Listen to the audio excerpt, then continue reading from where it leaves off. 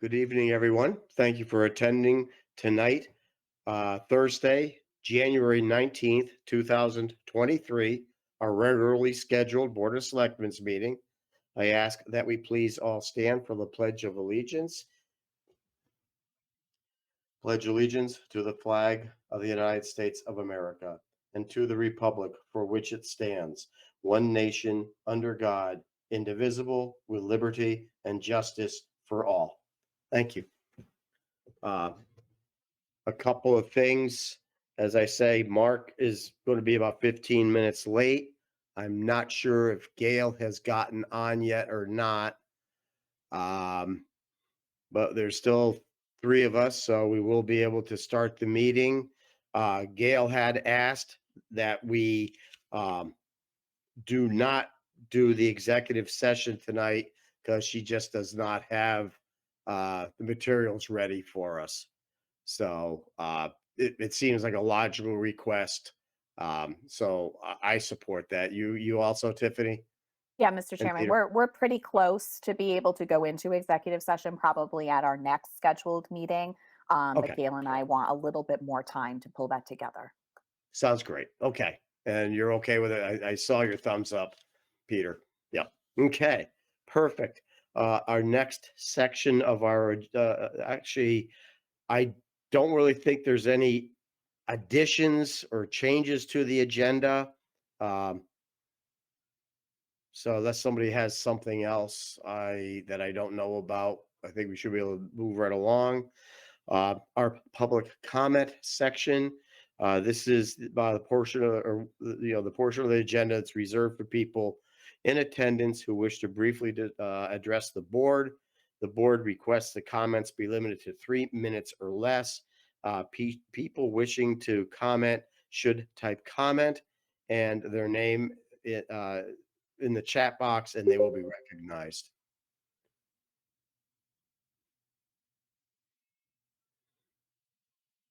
I don't see anything yet for comments. I do have one public comment on behalf of the town center project. Holly Heritage couldn't make it tonight, and I don't know if you'd like it now or under the ARPA discussion because it's relating to the ARPA request. Oh, okay, then why don't we do it at that portion then, if that's agreeable with everyone. Thank you.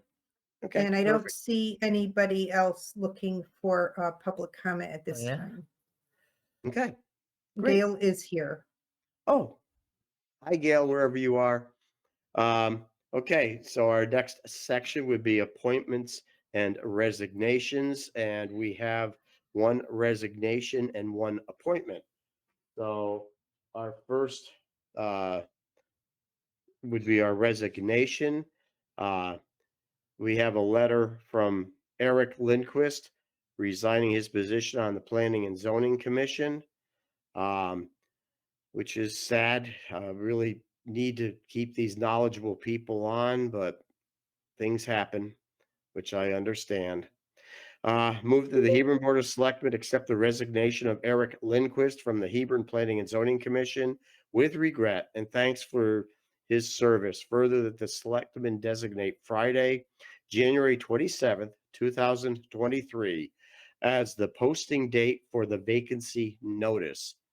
The 35th and final day by which nominations shall be received is Friday, March 3rd, 2023. Hearing the motion, any discussion? Hearing none, all in favor signify by saying aye. Tiffany? Tiffany Teely, aye. Peter? Peter Casper, aye. Gail?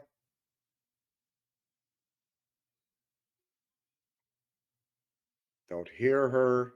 Myself, aye. Not sure if she's had. This is the new platform.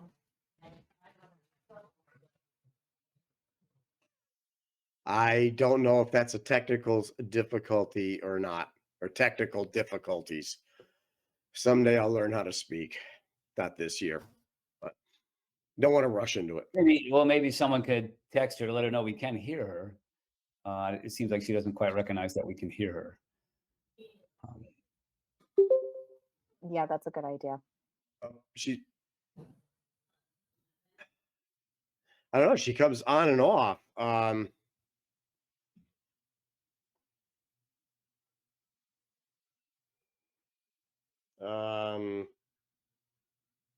No, it wants to call her. Hold on. Yeah, I'm the electronics genius. That's the right person to be doing this. Yeah, just why, texted why, her. why are you calling her? Well, just It's on the Danny, phone. I'm right gonna here. I'm gonna Oh, call her. okay, okay, okay, Yeah, you're last. Um, I'm second to last. Yeah, no.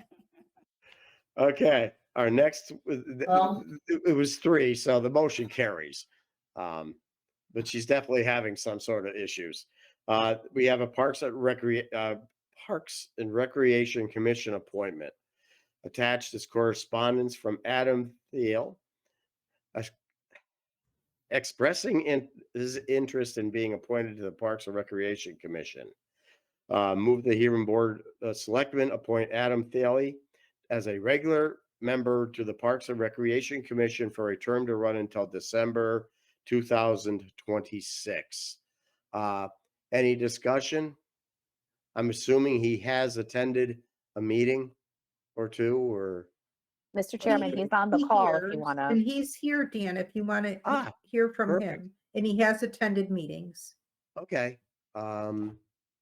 Adam? Yes, good evening, everyone. Okay. Can everyone hear me okay? Yes, sir. Perfect. Yes, I have attended 3 meetings as of now. Perfect. And you still want to join? That's great. I do. I'm very much looking forward to joining. Dan, he sits Okay. next to me, so come on. This meeting, so Okay. Does anybody have any questions of Adam or Tiffany? Well, I guess I should make a comment, seeing as I live with him, right? No, I think, I'm really excited that my husband wants to contribute to town service the way I do. He's definitely very interested in recreational opportunities in town. I think the ARPA funds provide a incredible opportunity, I think, to expand upon what we have, without having to dip into CIP or anything like that. So I think it's an exciting time to join the commission. And I'm excited he put his name forward. Great. Okay. Hearing that. Yes, go ahead. Well, I have attended the meetings as the liaison, and Adam's been there, and clearly is fully engaged in the process and the dialogue, and really seems like he'll be a great addition to that commission. So I would obviously endorse moving forward with him on that commission. Thanks. Okay. Hearing the motion and the people's comments, all in favor, please signify by saying aye. Tiffany? Access to a camera. Is it super appropriate to vote for my husband? I'm happy to, Well, but I don't. I Cool. understand, and I don't see there being, my only problem is unless Gail can pipe in, we have to hold off on the vote. And, I understand being your husband. I would be very sad to think that somebody was going to hold that over your head. Tiffany Teely, aye. Yeah, I would think It's like, I would move forward. real. I think we'll move forward. Yeah. Pete? Peter Casper. And as I say, I don't know if Gail is on yet. If not, she may end up having to call in because obviously something is Okay. going on. I don't know if Mark Rivera is on yet. He said he was going to be late. So myself, so that still gives us the 3. So thank you, sir. Thank you very much. Looking forward to doing what I can for the Parks and Recs Commission. Well, thank you. Thank you. It is a good, all of our boards and commissions, I think we are just so fortunate on so many fronts. But thank you. Mr. Chairman, if I just, this is probably really in my update later, but I don't want to lose sight of it because it sort of correlates exactly with Adam being added. just that for the board's sake, they've added, this will be the second member, and 3 additional people came to the last meeting to express interest in joining, one of whom would, if voted on by us, would become a regular member and one alternate. And that actually does leave a third person. And so that is expressed interest. And so what I'm hoping is that during that process, when it comes before us, that we can encourage all 3 of them, regardless of the outcome of the vote, to look for another position. If obviously only 2 are going to get voted, so the third would not be included. But there's so many other opportunities. So I'm really encouraged by that, Dan, and maybe a reflection of what Tiffany's talking about in terms of a good time to be part of that commission. And so getting that level of interest is great. But we're going to have one person without a chair when the music stops over the next couple of meetings. And maybe during that time, the board collectively can encourage whoever doesn't get that seat to think about another position that might be open that we need to be filled. So I just wanted to bring that up. Thank you. Thank you. Donna, is there an easily accessible site where people can see what boards and commissions are looking for members? Yes, there is a section on our website under Contact Us. And then if you scroll down to volunteer opportunities, there's a list of all the openings and a brief description of the board or commission's charge and the meeting dates and times. And Okay. in some instances, there's links to their websites. So on our main page, under Contact Us and Volunteer Opportunities. And then we run a regular press release in the newspaper with our vacancies, and we post them on our Facebook page and our website every once in a while.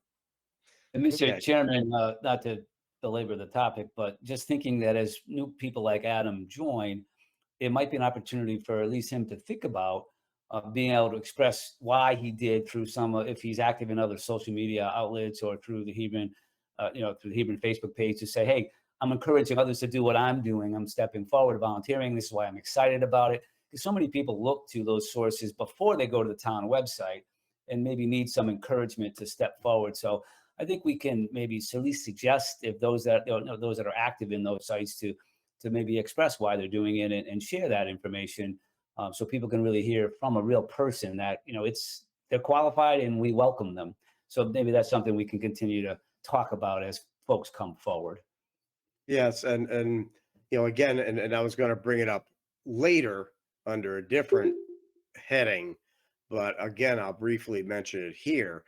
I've started going into some of our the websites talking about the building committee and all this, and trying to figure out how easy, the best way of navigating. There's just so much information out there.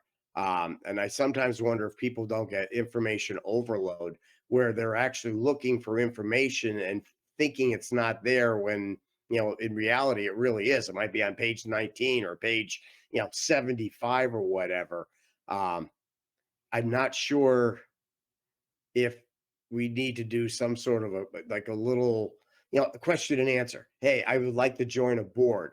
How do I find information?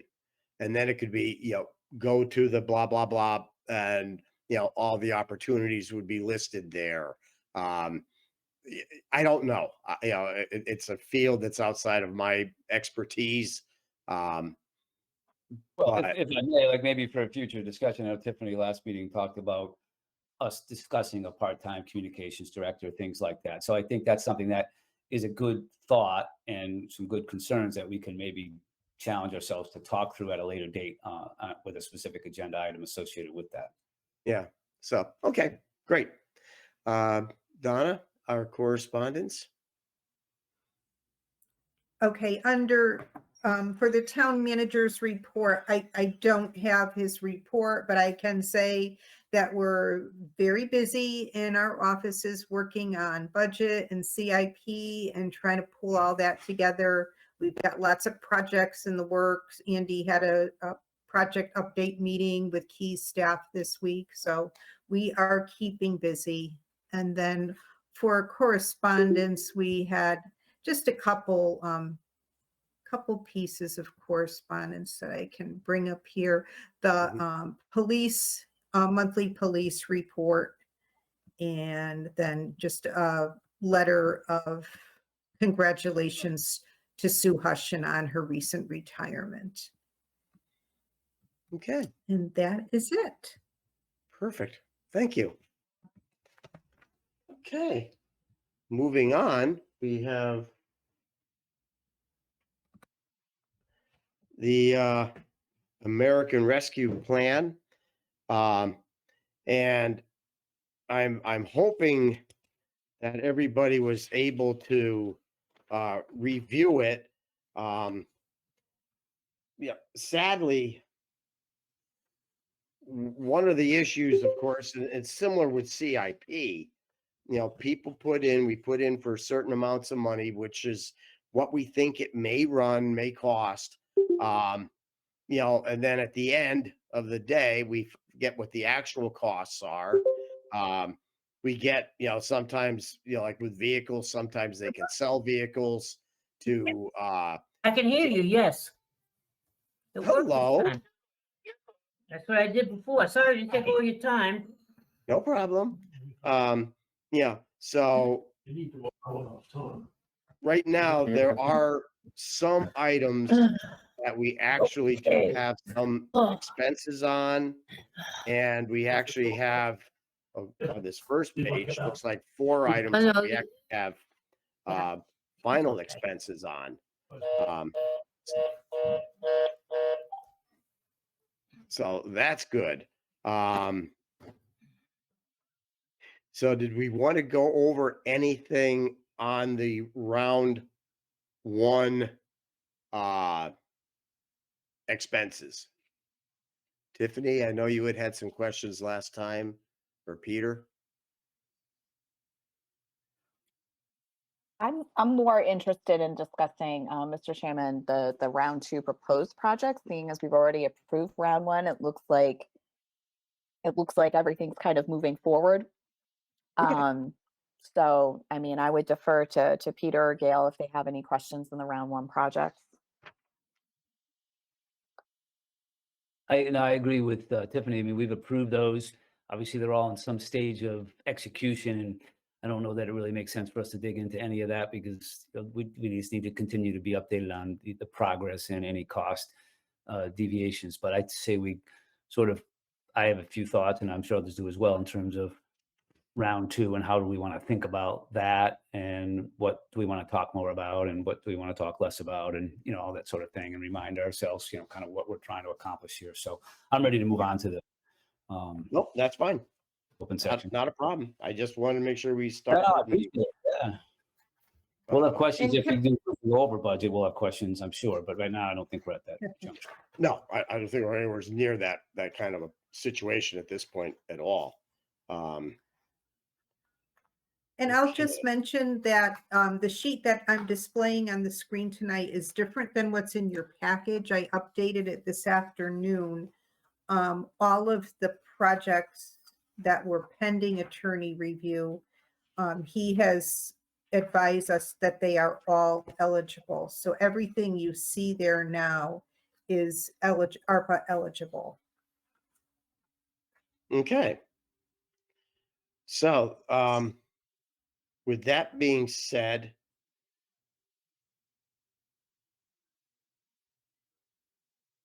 just trying to. I would advise if there's any items on the list that you feel that you do not want to fund or do not want to support, we could remove them from the list just to try to clean things up.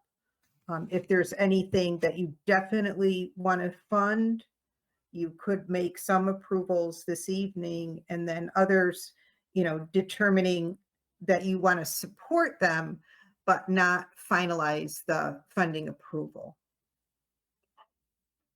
Okay.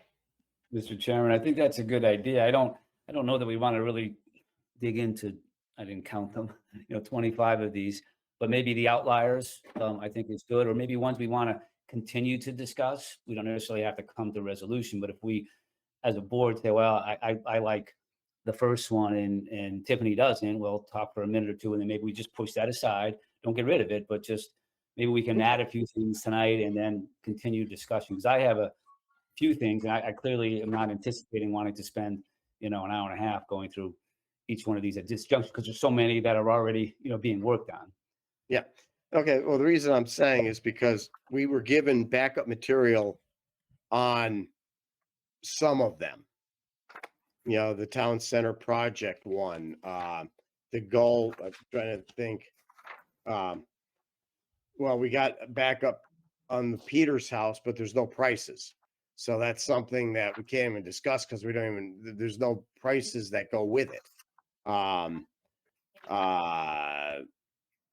Just did all kinds of things next. Yeah, I would think, Right. Mr. Chairman, if there's no prices, I think we should sort of push those to a later discussion, because it's hard to sort of Exactly. develop them without knowing. Now, there's a couple that even though they have no prices, that I'm going to linger on, and even no matter what the price is, and so I don't know if we want to talk about those, and others may have similar things where even though there's a TBD, like, again, picking on Tiffany, maybe she says, I don't want to do any Horton House maintenance.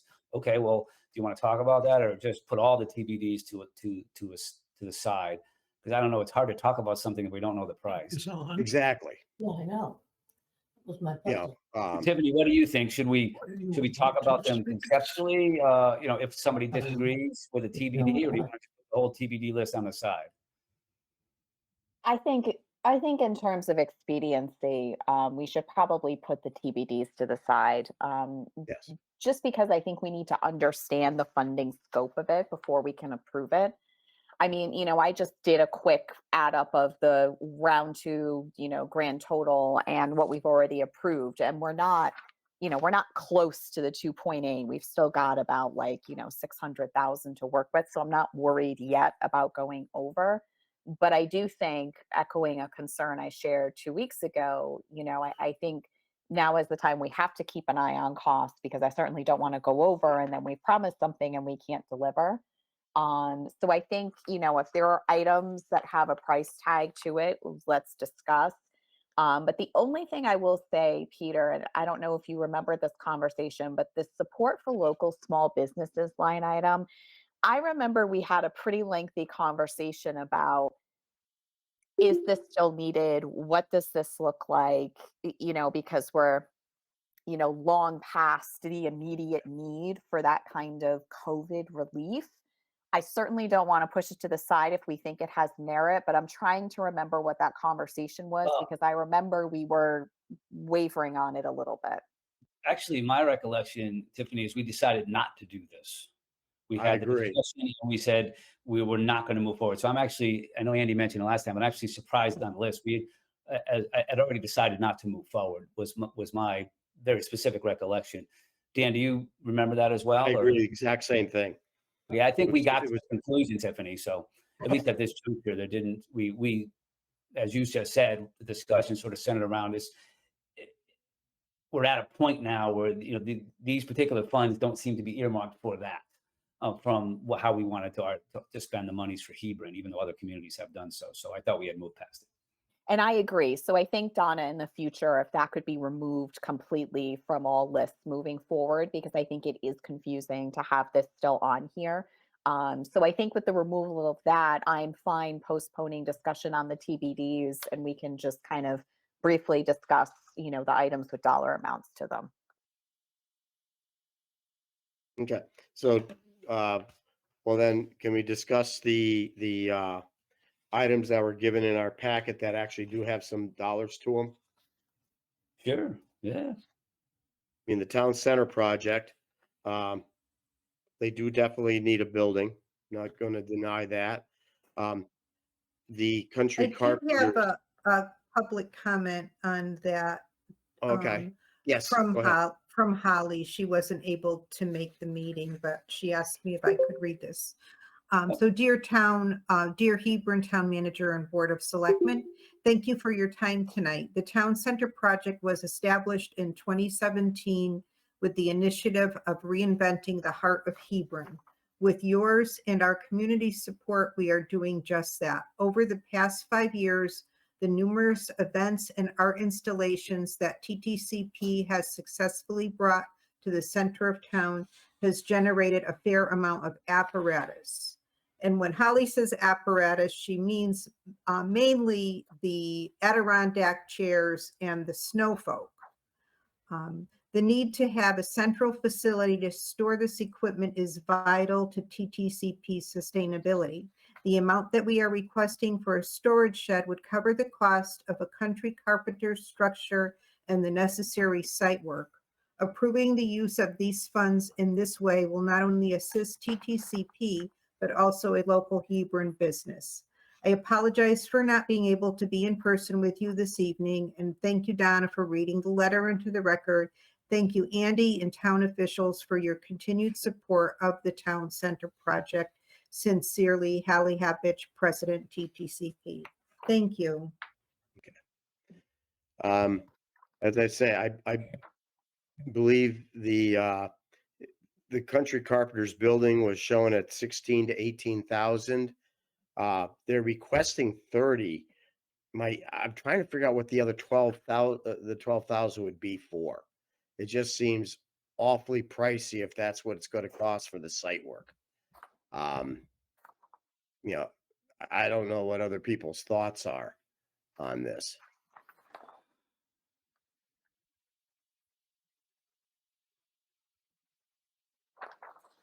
I have a thought, but Tiffany, I see your mic is open. You have something? Go ahead. No, I left it off. You go ahead. Just Okay. Yeah, I struggle a little bit with this one.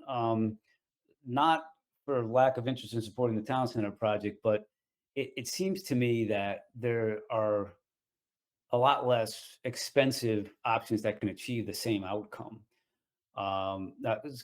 Country Carpenters is beautiful stuff, but that would be at your top end from a price point. And so again, they do beautiful things. I love walking through the buildings, but I'm not sure that I would be sort of interested in some alternatives, still supporting obviously the ask, but maybe is there a less expensive alternative? And again, considering all the other items that we have asked for, I don't. This doesn't seem like a large amount, but for the item mentioned, that's a very expensive shed. And is there an Can I alternative? just mention the thought behind that? We're not sure exactly where it's going to go at this point, but some of the locations that have been discussed are, we believe planning and zoning will want to weigh in on the style and look of the building, and they may have to approve it being installed at certain locations. So that was part of the thought behind the Country Carpenters building. Oh, Country Carpenters, please, they do wonderful. The buildings are beautiful. I'm just sort of thinking, challenging us to think, is this the best alternative for that? And maybe, Donnie, you're right. In order to meet the planning and zoning requirements, we may have no choice but to resurrect a period-looking building that you wouldn't be able to get necessarily at Clover Farms or somewhere else. So that's just a thought, just what I'm thinking, Mr. Chairman, on that. Tiffany or Gail? yeah. I mean, in reading the letter that came in the packet, that there's kind of two viable options here, but it's saying, site work and labor would be extra. I think we need to understand how much extra that's going to be, because sometimes that can leave, far more than we accounted for. I do think it's, in the grand scheme of things, a small ask from, our town nonprofit that does an awful lot to bring, foot traffic into town. So I want to see it stay on the list, but I'm not opposed to having, a some other pricing alternatives being added to this, much like we've asked other groups to do, to come back with that might save a little bit of money. Uh, Gail or Mark?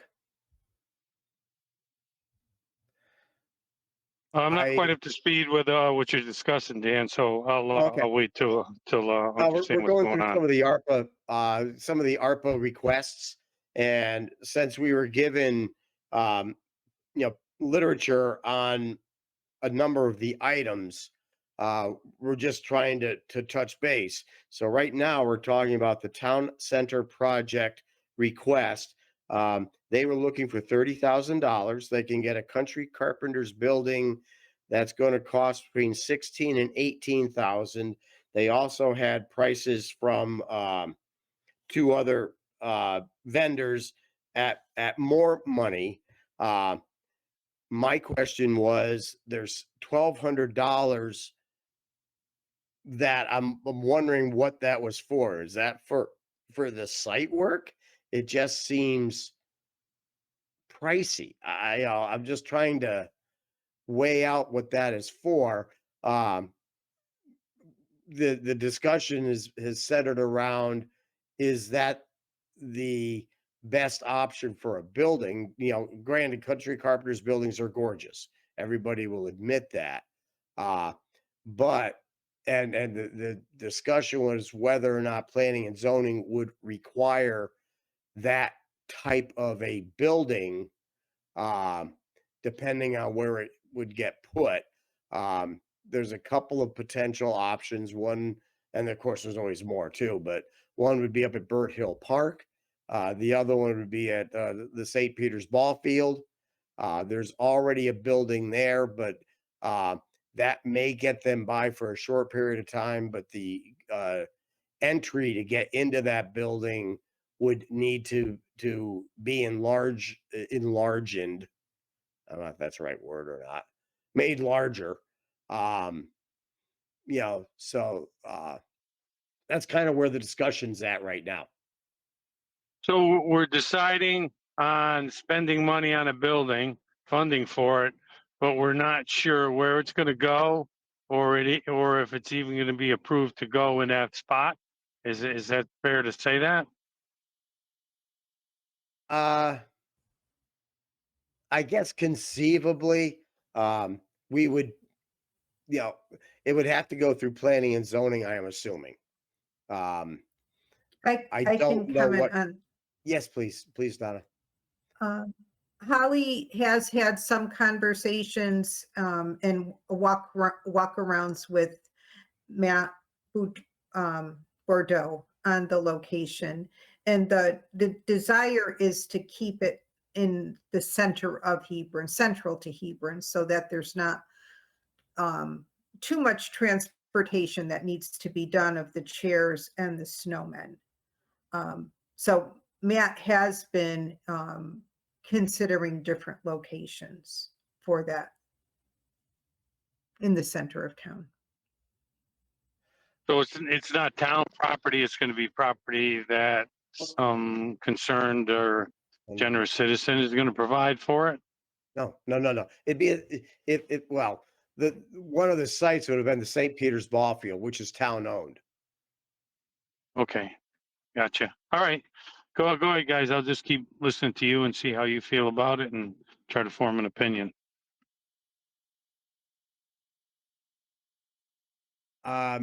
In listening to Peter and Tiffany's discussions, maybe the thing to do would be to definitely keep this on our agenda, but see if we can get a little bit more input from whether it's planning and zoning or whoever, to state, yes, it can go there, and we are looking for whatever style building. Maybe that would be the thing to do. All right, that sounds good to me, guys. That sounds very reasonable. Okay, Peter? I think we all generally support the idea. I mean, Town Center project does wonderful work. It's just, we just need a little more information, and that's how I think we should leave it for now. So Okay. Perfect. Gail?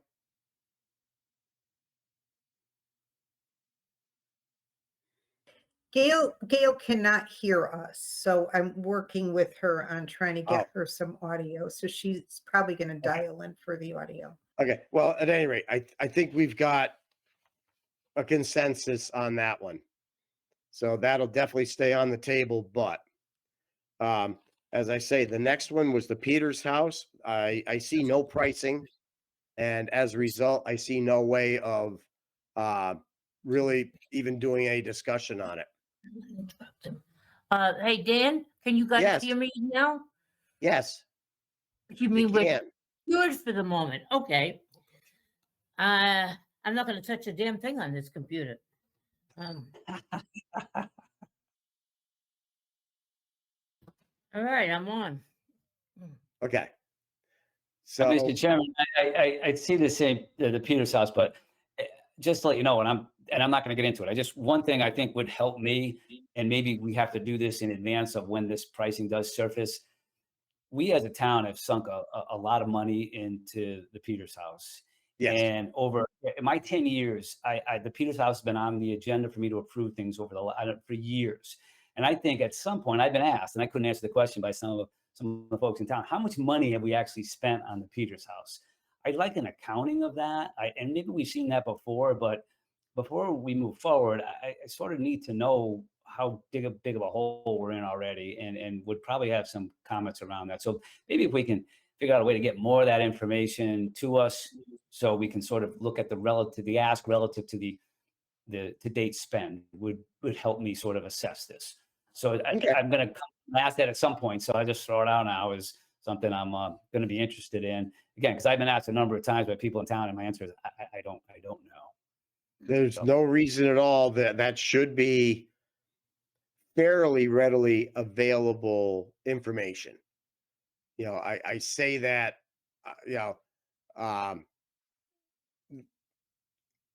that information should be available. It shouldn't be, I would not think, all that hard to get for you. Good. I just think it We should be have, within the. we've Okay. had that reported in the past, and I can ask Matt to update that. We have, a lot of it was funded through grants, but there were several years where we appropriated money through CIP, and then a lot of it has been in kind with volunteer services. But I'll ask Matt to update that financial. Thanks, Donna. Mr. Okay. Chairman, Yes. I'd like to have something to say about that.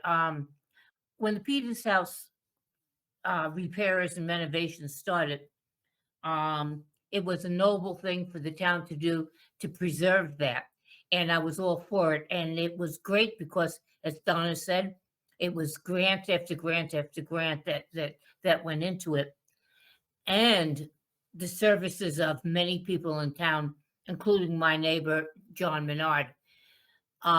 It's an asset for the town, but we could be digging ourselves a hole. So I would like to know where we're at. But if we stop funding it, what would happen?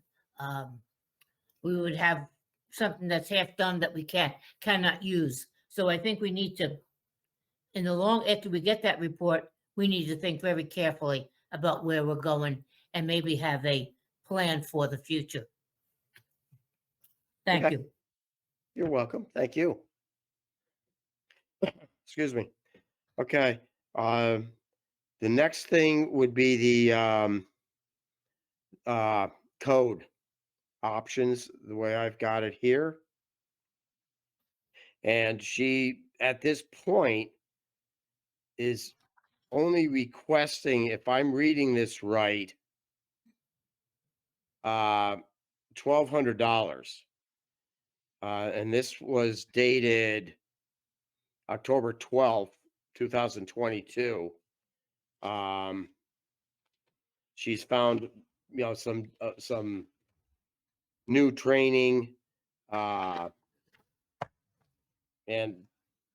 I don't know, I It's- think that, Chairman Larson, I can clarify that number. It's $1,200 per session. So they're looking to do 4 sessions, okay. 25 people per session. That's 100 people. So I think what So Code's 4,800? proposal is that town employees and then board and commission members. So that's where we, rounded it up to 5,000. Oh, okay. Okay. So Thank I'm you. looking at the documentation. I'm not looking, okay. Um, I still think at this point in time that it's a reasonable number. And I think it's, move forward with it. I don't know, what does other people think? Mr. Chairman, I agree. And I remember the initial conversation we had was around the cost of it, right? Because we had started off with, a cost of 7,800. And I think Code's done their homework here and come back with something that's, a little bit less, but will still be effective. So I think the price is right. And I think that, like I support the concept and the idea of implicit bias training. Most places I've worked at have required it in terms of my employment. And I think the price is right because it's come down, quite a bit. So, I would agree with you that I think this is something that definitely needs to stay on the list. I'm actually proposing, I don't know if we need to do it as a motion, that we actually move forward with this. And just get it rolling. Peter? Actually, I wanted to. I'm a little. It's nothing to do with code or what they're trying to accomplish, but as I think about the ARPA funds, I sort of view it as how do we make a distinction between what we're trying to accomplish with ARPA relative to the normal budget. So when you look at something like this, it's ongoing. Because if it's for board and commission members, if I don't run for reelection in November, my replacement has to then take the next session, right? And so it has to be continuous because of the turnover of boards, commissions, and employees. I worked at a company that we did this type of training. Every year we spent Martin Luther King Day as an example, entirely doing training that, and we had sessions every year.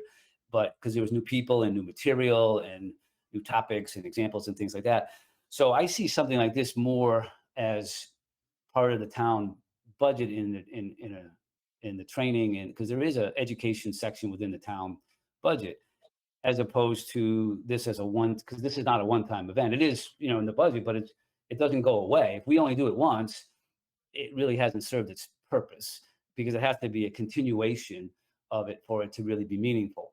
And so I don't disagree with what's trying to be accomplished. I actually disagree with where it is in ARPA funds. I think this is a town budget item that needs to be continuous and agreed to, that we're going to do something that is so part of onboarding, as an example. When you join a board, part of your onboarding is you must take this module.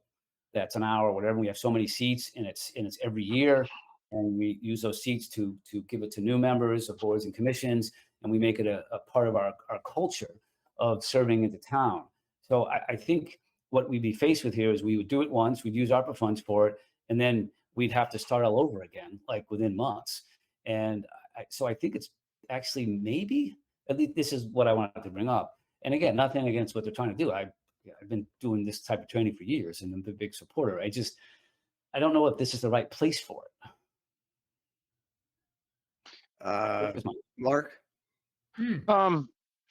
So I agree with wholeheartedly with one part of what you said, Peter. Not that I don't agree with the other part, but let's at least save some money from the budget the first year or two while we have ARPA and pay for it out of ARPA, and then we can make it a annual budget thing for education. It seems reasonable at this price. I'd be interested to know in 3 years, is it still going to be that, or is it going to be 10,000? Does it escalate every year? So I'm in favor of doing it out of ARPA for a year or two, if you can get two out of it, and then make it a budget item. So that's how I feel. Gail? I agree with Peter's point. This should be ongoing training. There are many things that need to be ongoing training for new employees, and it's a place where we frequently fall down. We don't train the new people on the Board of Selectmen, the Board of Finance. So I don't mind taking it out of ARPA now, but we're going into the budget for the following year, and I think we need to make sure it's in there. If we make sure continuing education is in there, then I'm okay with leaving it in for 1 year to get the ball rolling on this training. And, oh, if I could follow up on Gail on that point and with Mark, because it's a good point the way you're describing it. And again, I'm open to all these ideas. Would it be prudent to sort of so that 25 per session? I don't. If we had it as continuing education in the budget line item, it would be an online module rather than in person, which I think. So I'm understanding that this 5,000 is for an in-person session, or at least we're hiring live people to do it live for us, is how I understood it. And so my question is, as we think about the transition to having it be a regular educational item, would it behoove us to maybe entertain other ways of accomplishing this, say with the online modules that we might be able to do for the same price, and so do it, move forward, but then have that be the basis for the continuation, not do maybe a more expensive live version and then have to start by looking at, because I don't think we'll be doing live versions for 2 people, because it's the same cost to bring the instructors in. So I think I'd be interested in maybe the research that might have been done by them with online modules that may be less expensive, but then would be the basis of continuation in the budget process. So we could sort of stay with the same company or stay with the same vehicle that we could communicate this information. And I don't want to make it more complicated, but if we're going to include it the next year, why should we start over again? Why don't we start with something that, we launch and then is the basis for a continuation? I agree that our continuing education needs to be online modules, because our volunteers are people who have full-time jobs, have evening meetings and the like. They need to be able to set a schedule in their calendar that they're going to attend a module, but we can't just say, oh, we're having this training Wednesday at 3:00 or Tuesday at 7:00, because they may not be able to make it. And we want everyone to be able to partake. So if they can pick the time or tune in at a convenient time, we're more likely to get our volunteers to participate. Can I make a comment, Dan? Sure. So reality supports 100% what Gail said. The only thing with implicit bias training or sensitivity training, part of what's good about it is the group being together, whether it be on Zoom or in person. Because when you're doing it in a module, you don't get the feedback, you don't get the discussion from others. So that's going to be a tough one to figure out which way you want to do that. Because Gail makes a good point.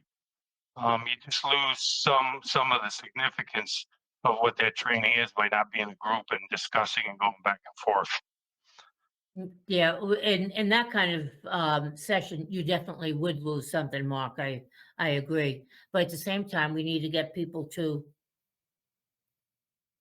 be able to have the time to afford to get into a session to continuing education. Yeah, Maybe in the yeah. It's going to be a big one to figure out. Yes. Plus maybe the or minus time on if both the, sides. I'm sorry, I didn't mean to interrupt. So I guess we all agree that we want to go forward with it. It's just what form it's going to take. So somebody said earlier, I think it was Dan, maybe, that we just ought to approve this and it could take its shape for that amount of money as it's deemed fit. It gives us a start. We have to start somewheres. This gives us a start. We Mhm. can find out if this actually works. If it doesn't work, we can then find out if it has online uh, continuing training or if it does not. Um, I just feel we have to start somewhere, and for 4,800 for $5,000, it's very reasonable, I think. Um, it may be garbage training. I don't know. I haven't been there. But you know, if we gotta take a jump and try something, it's not affecting the quote unquote town budget. It's an option. It's a way that we can find out, what this is all about, and then we can go from there. This would be the learning curve. This will be the first one. Um, and I just think we ought to go forward with it. I think it's a very reasonable amount, and they've done a lot of work, and it's time to reward them.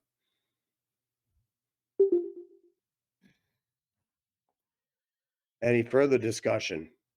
I buy into it. It's a start, and we can decide later the pros and cons of what we do tonight. Tiffany, any other discussion? Hearing none. Tiffany, Tiffany Teely, aye. Peter, Peter Casper, aye. Gail, Aye. Mark, Mark Rivera, aye. and myself, I. Okay. Thank you. The next thing that we had in our packet for literature was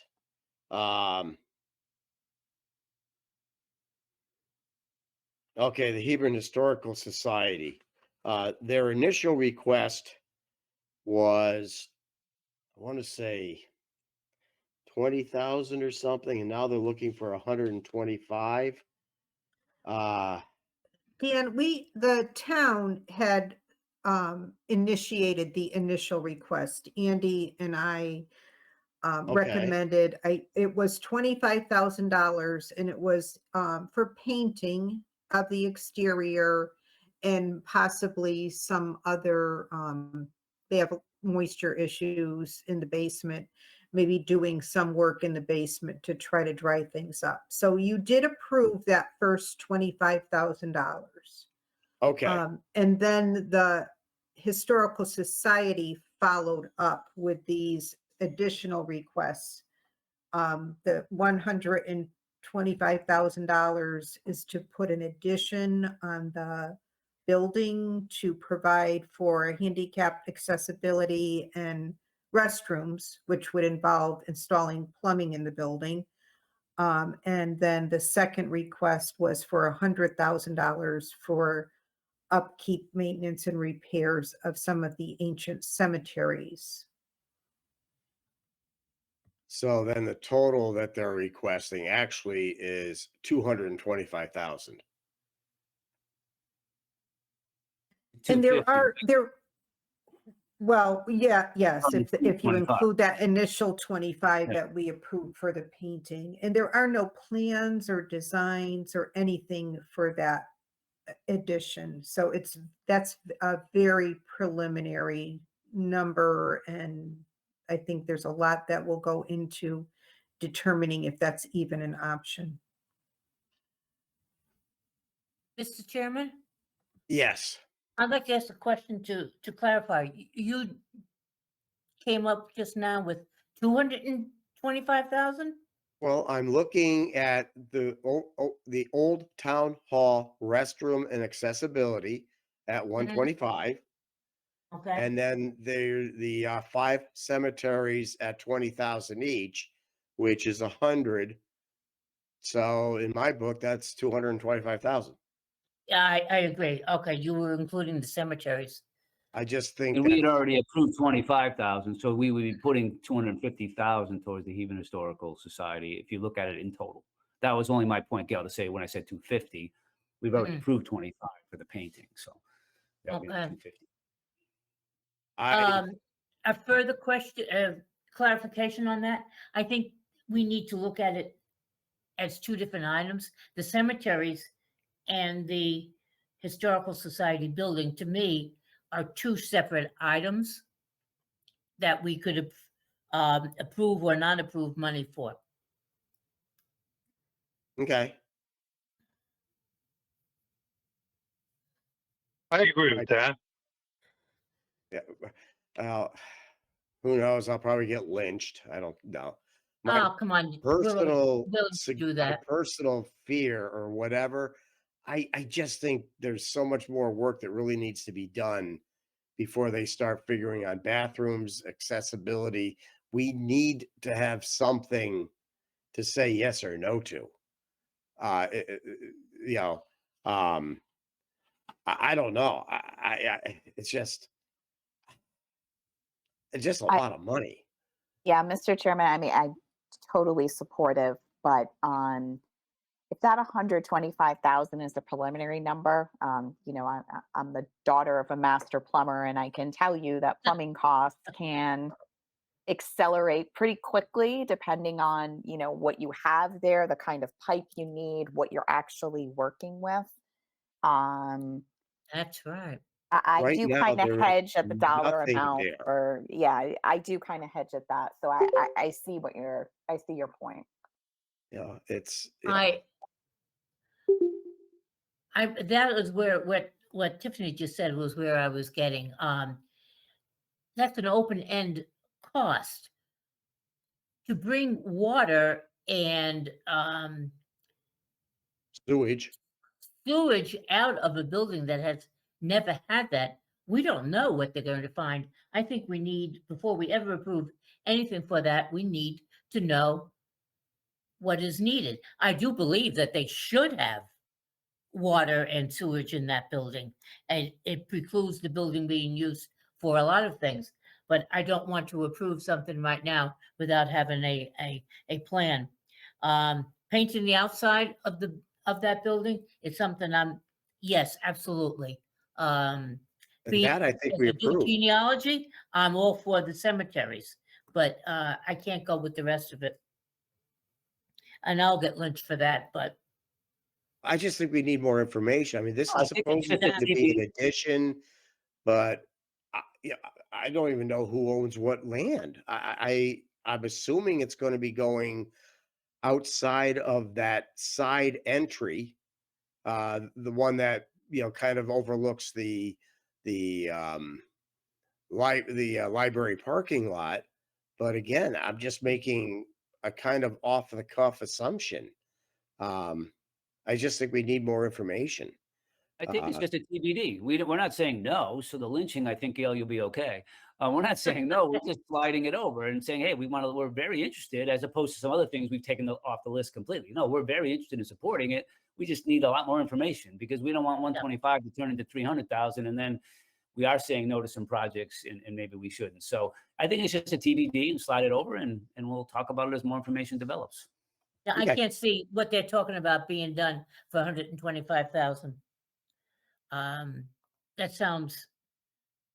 That sounds like you can get plans drawn up and stuff, but how they would do that for that amount of money? Let me know who Well, wants to do it for that. Let's just slide it over and keep going. And Yep. Okay. that's all. I think everybody's in agreement with that. The ancient cemetery. Donna, do Gail? you, if I may just interject here, I'm sorry, Mr. Chairman, do you have like an idea where the 20,000 per came about in terms of, was that just sort of a guesstimate, or is there, I don't, maybe it was in the pack and I don't remember, but was there some detail around the 20,000 as a number? For the paint?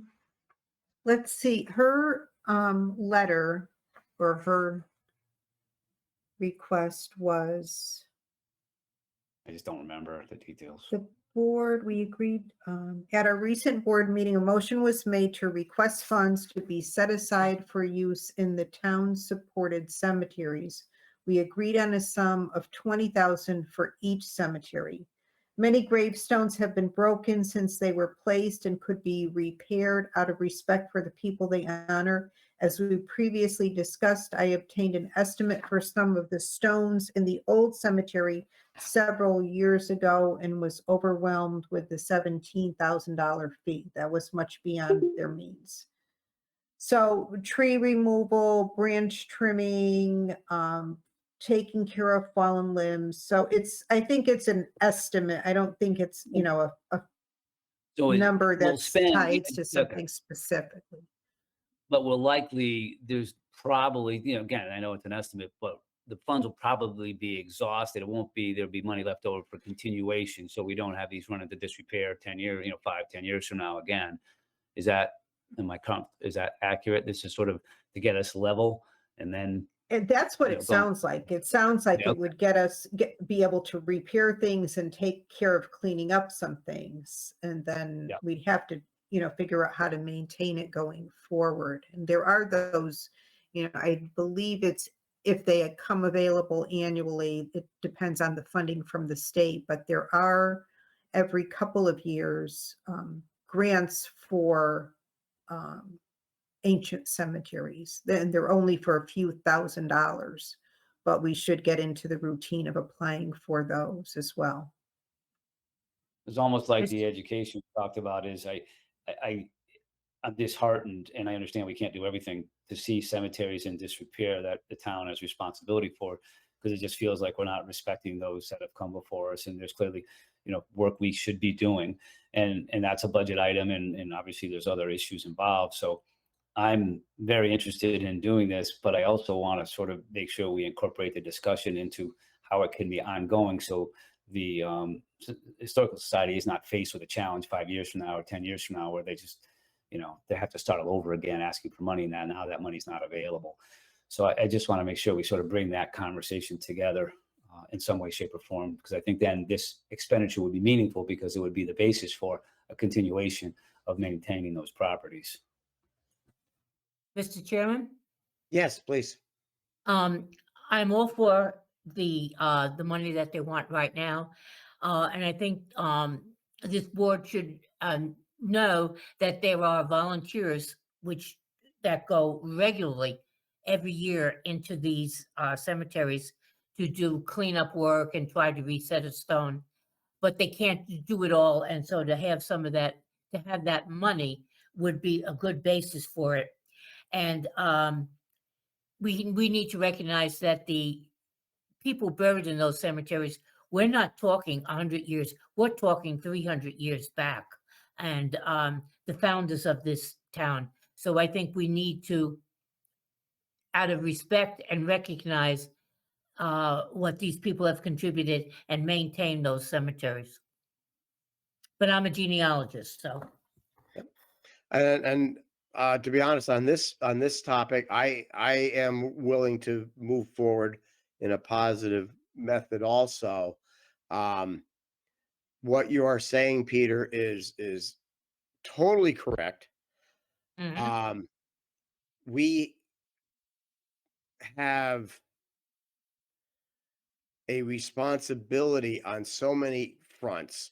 The cemeteries, all of our open space, we get these resources.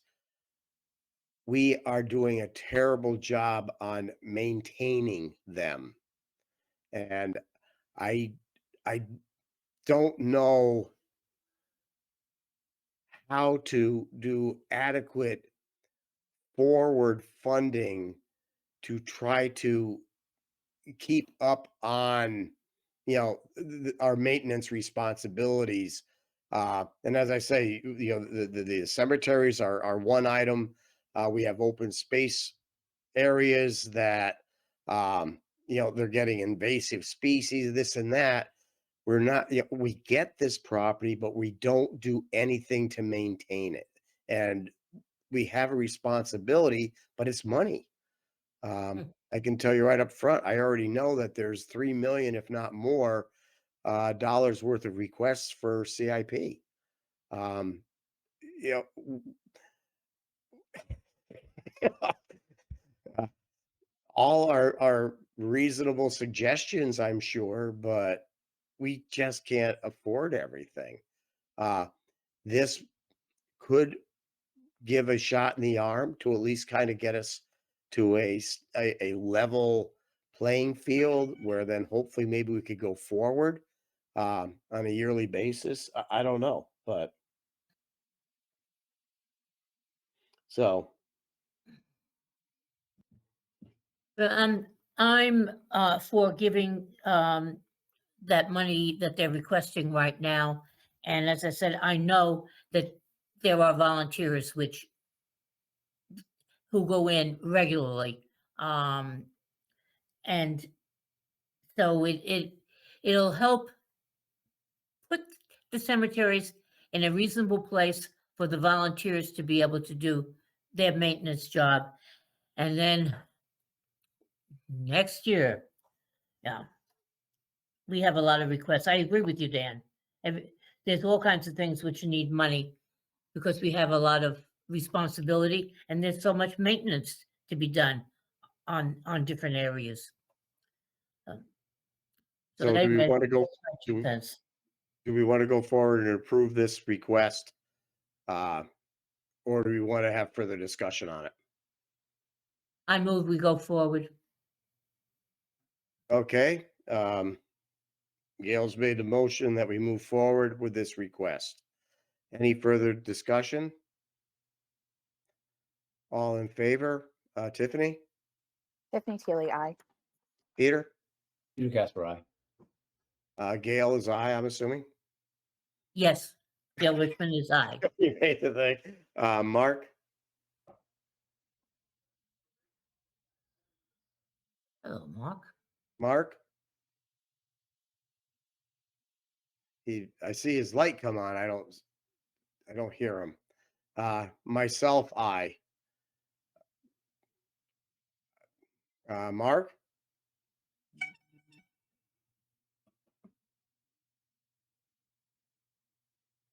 Okay, well, going on, I'm assuming, I don't know. It still was 4, 4. Our next thing, as I say, I'm just trying to go through the list on the ones we have documentation on. The next thing is the roof for the Gull Schoolhouse roof replacement. I've talked to John Menard, the contractor, the low bid contractor. He has seen the gentleman's work before. He says it looks great. The other 2 people, so we do have 3 estimates. But the low one seems to be an adequate contractor, somebody that could do the job. It's something that has to get done, and I would suggest that we move forward with it, get the person lined up before any more damage is done to that building with I guess they tarped it. But any converse or discussion?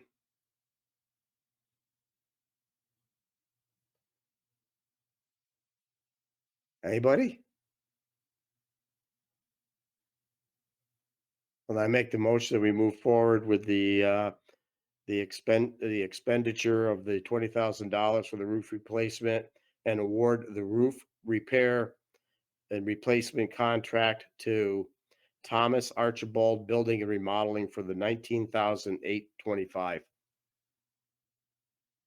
All in favor, signify by saying aye. Tiffany, Tiffany Teely, aye. Peter, Peter Casper, aye. Gail, Gail Richmond, aye. Mark. Not sure if he's there. And myself, aye. Mr. Chairman, could you remind me what else, because I didn't print it out, what else we have for documentation? Because I don't mind doing these. We have obviously the rest of the agenda to get to. And Yeah. I think there's some of these items here that frankly, I could see us spending 20 minutes on. So I'm kind of the biggest thing. There's some things from Parks and Rec, which I kind of would sort of like, I mean, there's a trail development cost for 50 to 80,000. The field upgrades, it's a to be determined price.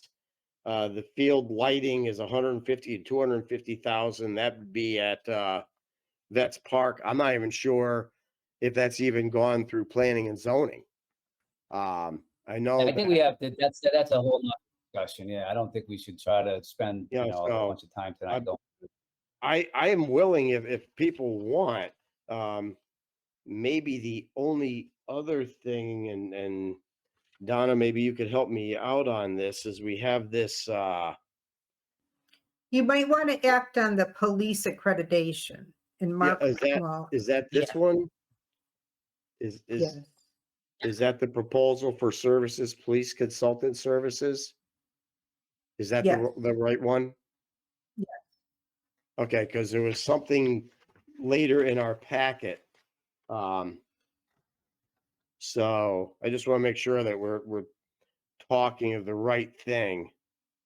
And then we'll just end this at this point so we can move forward.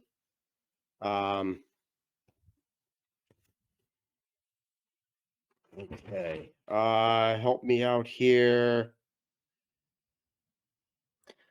Mark, are you there and can you hear us? Because it would be helpful if you could weigh in on this. And if he can't, if Mark can't, maybe we should just stop here and resume the review at the next meeting. Okay, but this, if I remember right, weren't we kind of under the gun on the police consultant services that we had to have stuff in place by a certain date? Yeah, I agree with you, Dan. I kind of remember Andy telling us that the accreditation is something we have to do and it's time sensitive when we have to have it done by. So, please bear with me a minute, people. Okay, it may be under, you know what? There may be two sections.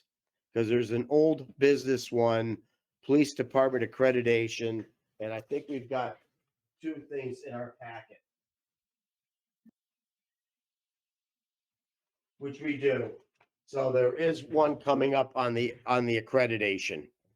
So if people want, we can quit where we're at and go throughout the rest of the agenda. I think to Gail's point, I mean, Mark has done a great job of being organized in this area and taking the lead. And if this is the number that he's suggesting we need, I mean, we've talked about it at the past meeting, and he's provided a lot of detail. I don't want to make him wait.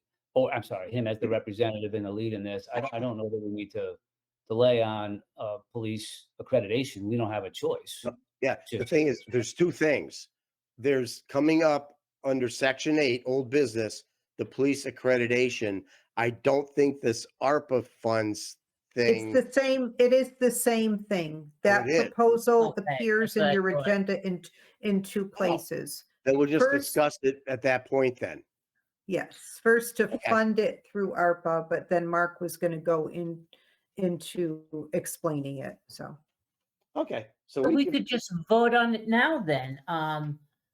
As Peter said, Okay, Mark has given us a price, a cost. So okay. what are we discussing? Why don't we move forward with it? Let me Because we just have see to if do we've it. got a, do we have?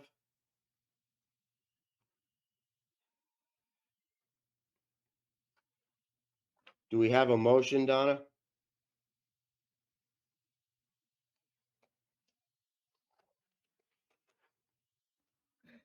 We don't have a formal written motion, but to approve it through the ARPA funding, I think you'd be fine just to do what you've been doing with the other projects. Okay, because I don't see an amount down here. That's my only, It's 28, well, no, it was It was more.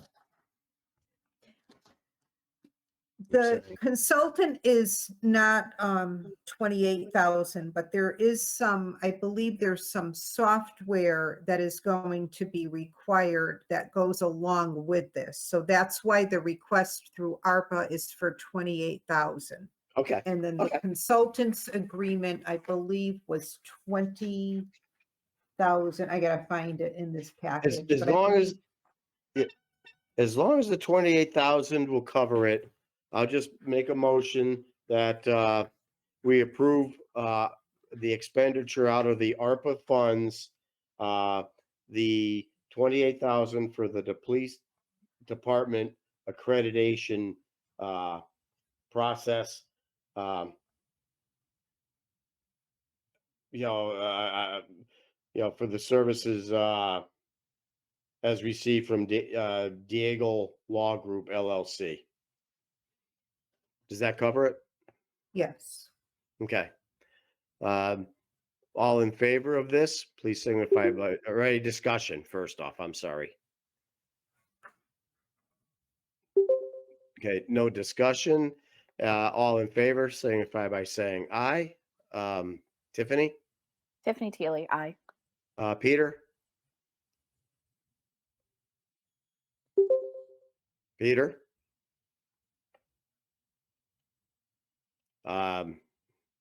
It just doesn't quit with these computers tonight.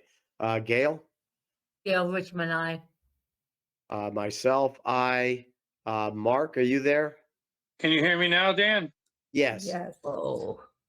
I don't know what happened. I was at the meeting listening to everything everybody was saying. I just couldn't get through to say anything, but listening to the conversation about the accreditation for the police department, everything was accurate. It's going to require software because we have to do reporting through a special software program, and we need a law firm to help us with the legal issues, and they actually develop policies and procedures to make sure everything we're doing is legal. So that's what that 28,000 is for. Okay, and at this point, we have 3 yeses for the approval of the funds, and we're just looking for you and Peter. Okay, Mark Rivera, aye. And Peter? And I see a handshake. I'm assuming that's Your cast right. Oh. Little connectivity issues apparently. So all set. And just because of the interest of time, I believe we're just going to move on and table the rest of the ARPA funds discussion for tonight and move on. Our next section would be Public Works project next steps. At this point, the Hebron Building Committee has received both my input. We had their input at our last meeting.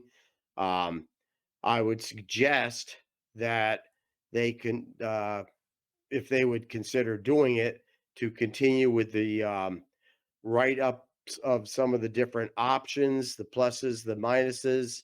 I know there was a woman,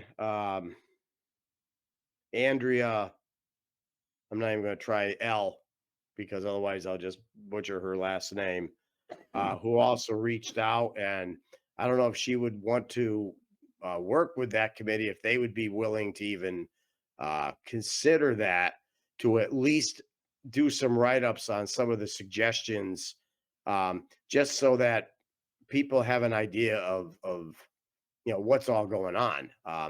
There's just so much misinformation out there. I actually was talking to some people and they didn't realize, they thought it was going to be built right on Kinney Road, not, literally, back, hundreds of feet off the road. There's just, I don't know. And I'm not sure if the building committee would like to make any kind of a brief comment on that or not.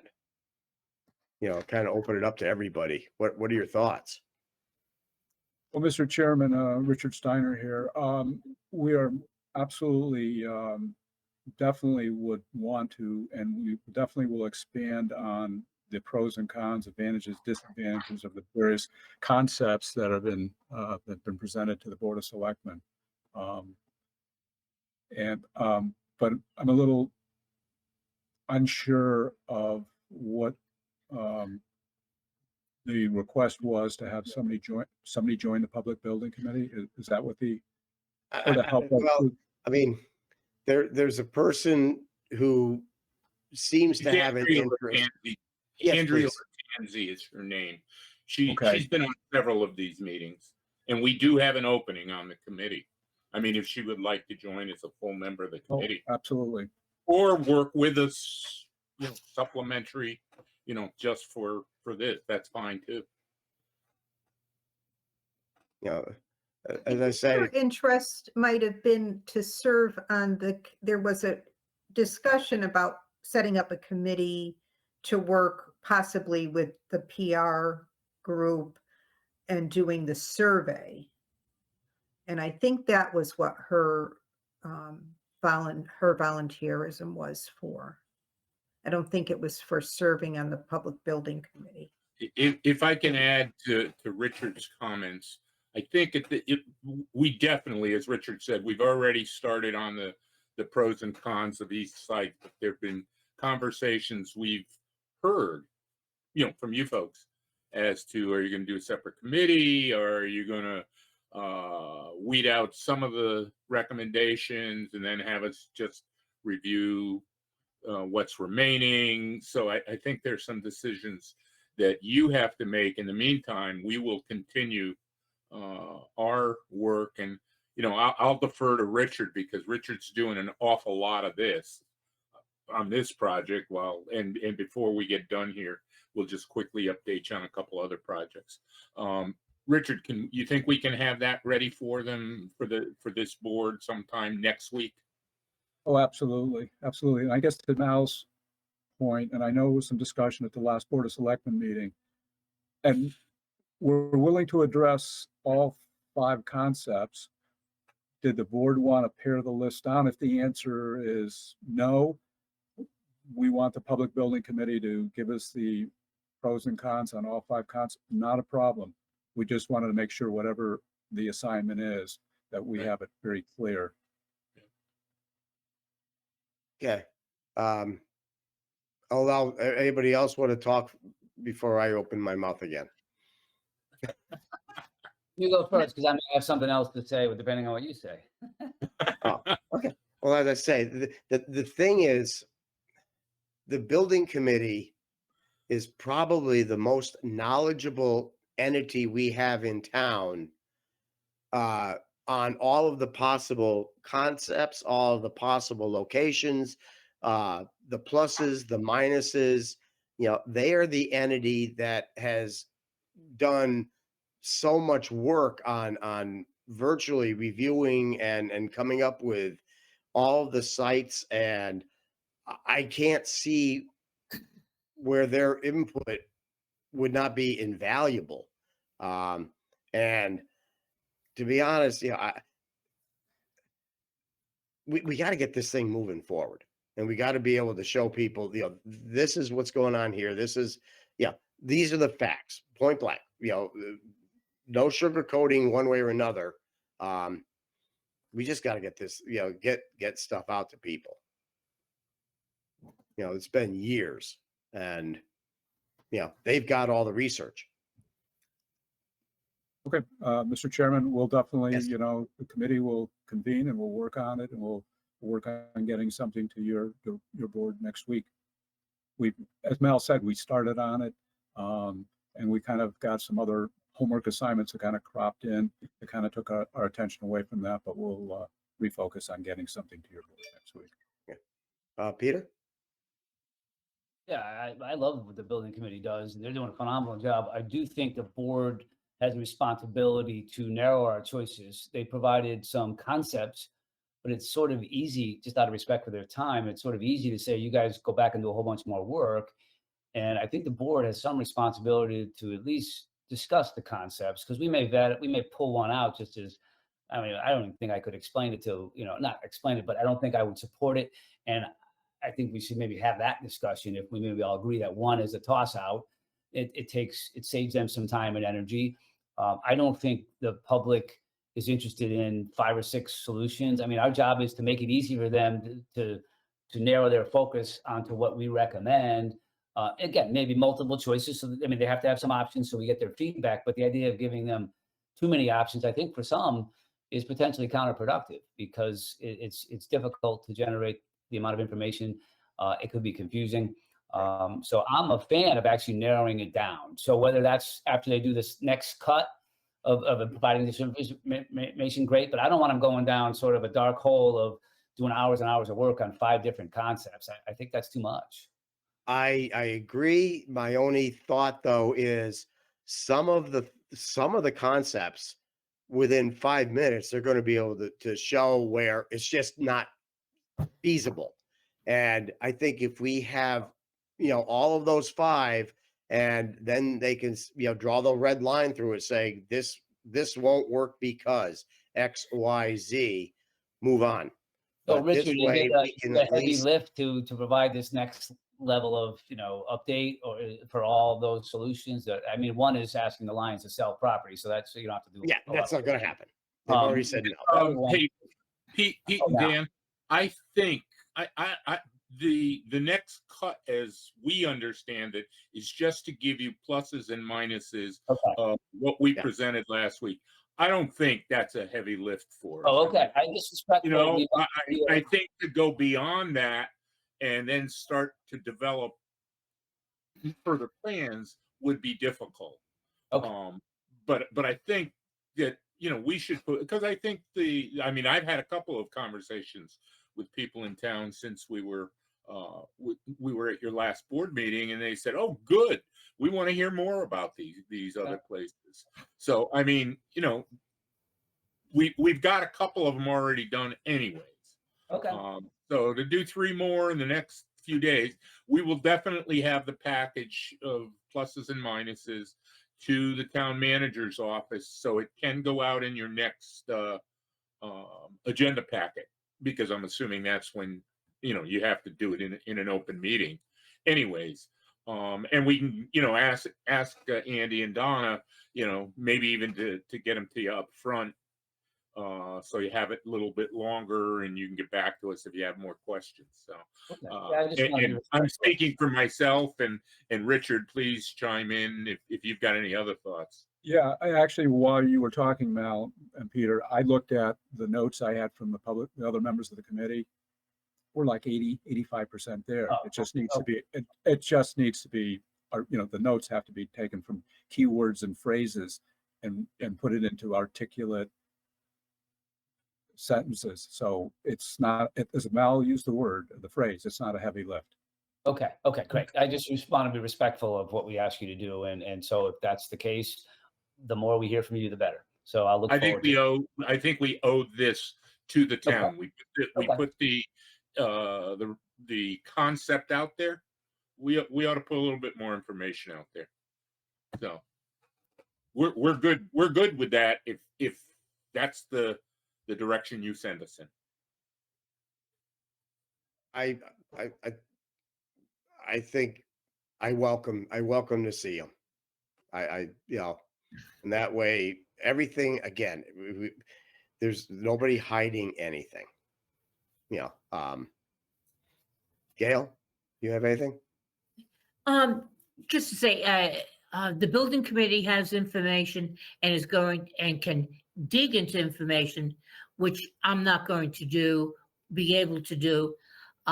So I want that information, because with all the people calling me and questioning me on this, I want to be able to tell them there's going to be a full set of facts made available to you shortly. Right. So And then I'm in favor of getting that information. And if they could do it by get it to us before our next meeting, before the agenda packet, that gives me time to dig into it. I have to be able to, around my other responsibilities, read it thoroughly and carefully. That will happen, Gail. Okay, thank you, Mel. Thank you. In this section also, I'm requesting that, we're getting different town committees or whatever, digging, trying to get, information on different things, similar to the budget process.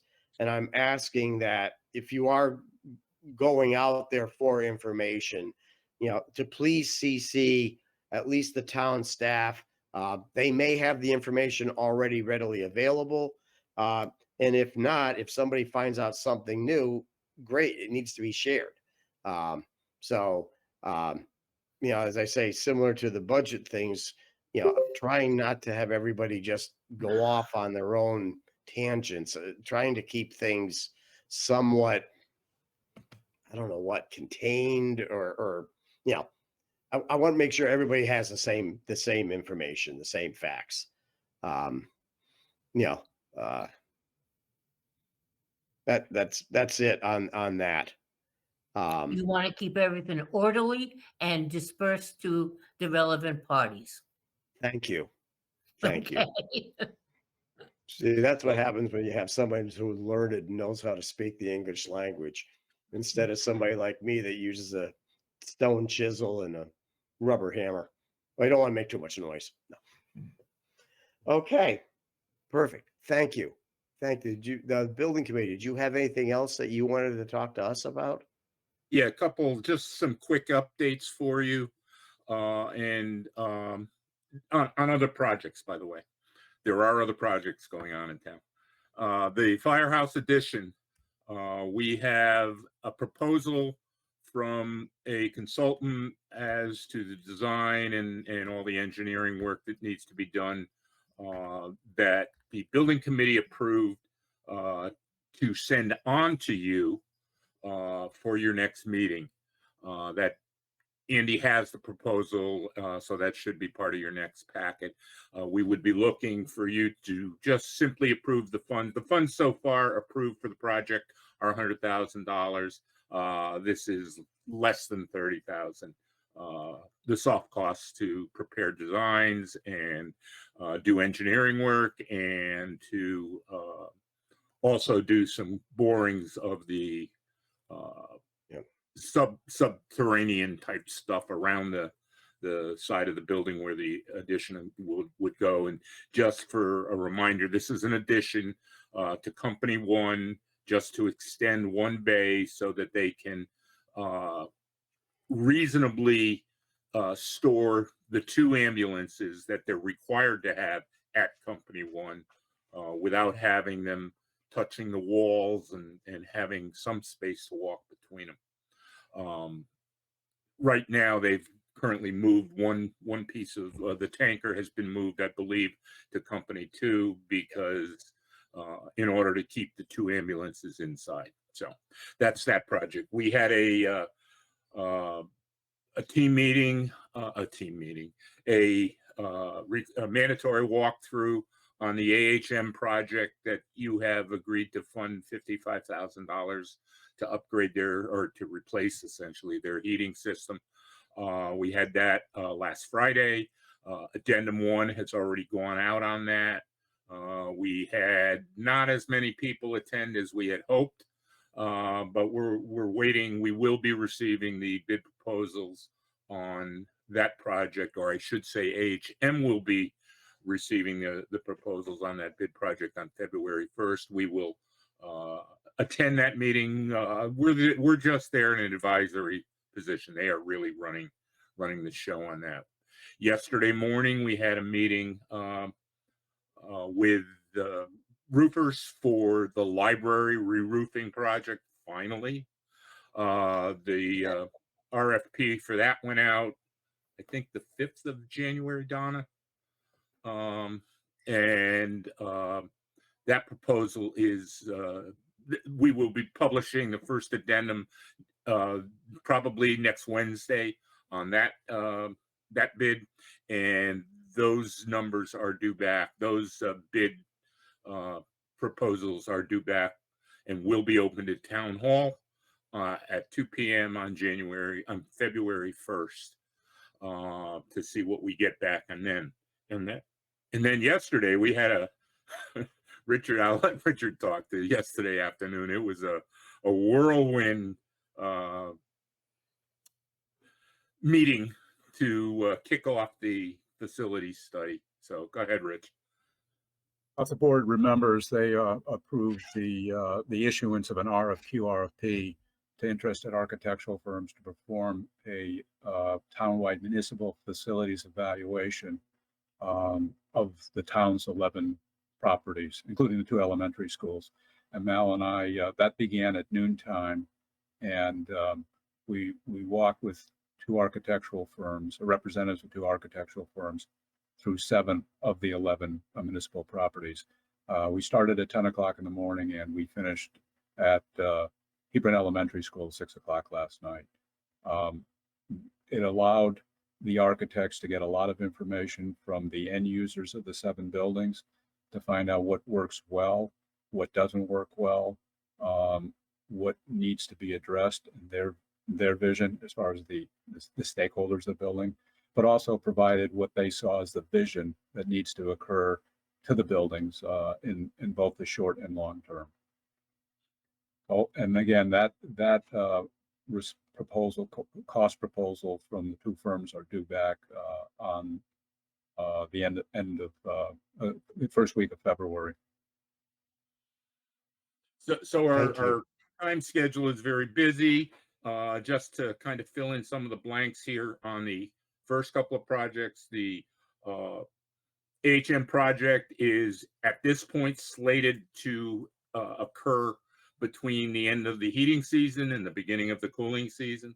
The roofing project is the time schedule there, I believe, is 120 days from the time we sign the contract. So we're hoping to sign the contract by the end of February, which would have our roof replaced by sometime in late May, early June. And the time frame, and it's not as necessarily cemented in, but the time frame we put forward to the consultant, and he thought it was a doable time frame for the construction of the addition at Company 1 is the summer of this year. So that's what's going on with our other projects, and we got a few more cooking away. Thank you. Sure. Thank you. Incredible amount of time. Anybody have any? By the way, thanks to the town hall too. Thanks to Donna. Thanks to Andy. Thanks to Tom Fenton, who's worked with us on several of these projects. We can't do it all by ourselves, but and our town attorneys who have had input. So thank you. Okay. Anybody have any questions? Okay. Thank you, gentlemen. Moving on. Charter revision, and I know Gail had some definite thoughts on this, and so I'll let her open the discussion. Okay, thank you, Mr. Chairman. As most of you know, I've served on the Charter Revision Committee twice.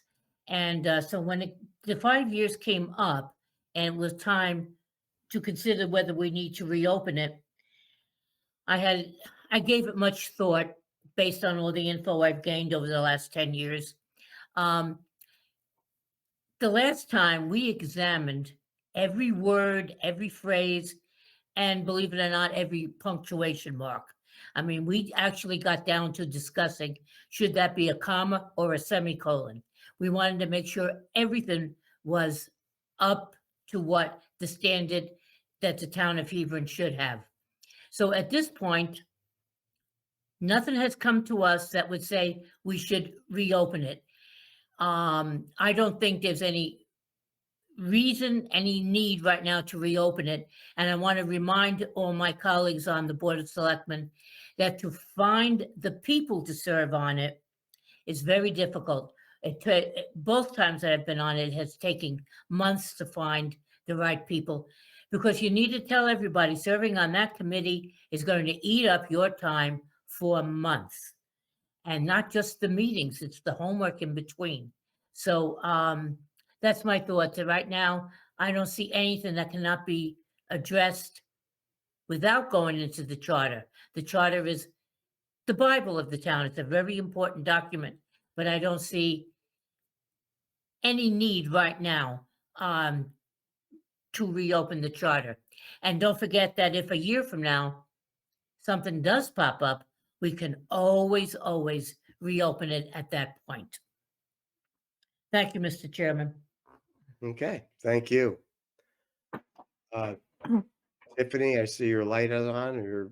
Yeah, if I may, I mean, the town charter requires a review. I mean, it requires a review of the charter every 5 years. And as I read what's in here, and I don't know if maybe Donna can fill in, I mean, it looks like this wouldn't be initiated until April of this year, and then we'd go through that process. So if the town charter requires us to do this every 5 years, and we're coming up at that 5-year mark, is there something in the charter that would allow us not to do it every 5 years? Or when was the last formalized charter revision? What year? Yeah, what year? The last Did it- charter revision was approved in 2019. And what is required every 5 years is not to appoint a charter revision commission and go through a full-blown charter review. The selectmen every 5 years have to consider if we need to reopen the charter. So you can have you can have a discussion, you could have a workshop, you can decide basically, if you need to have more discussion to determine if you need to move ahead. But you don't have to do a full-blown review. You just need to determine if one is necessary and then file that with the town clerk.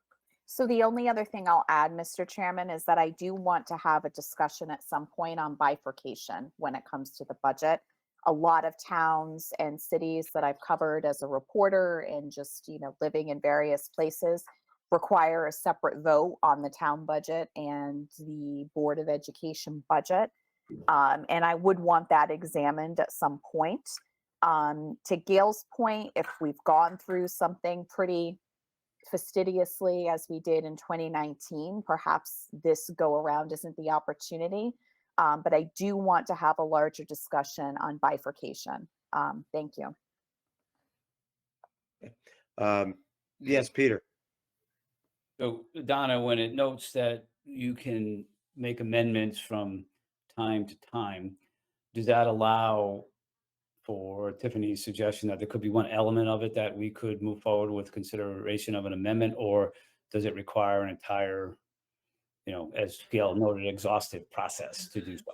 My understanding is if you decided to open the charter, the selectmen could appoint a charter revision commission and give them a specific charge. Say we're looking to focus on bifurcation or whatever your charge could be.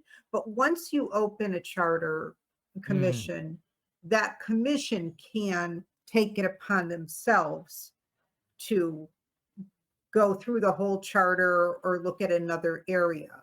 They can do whatever they want at that point. They may just stick to what your recommendation is and come back to you with that. You can give them a narrow window of time to work on it.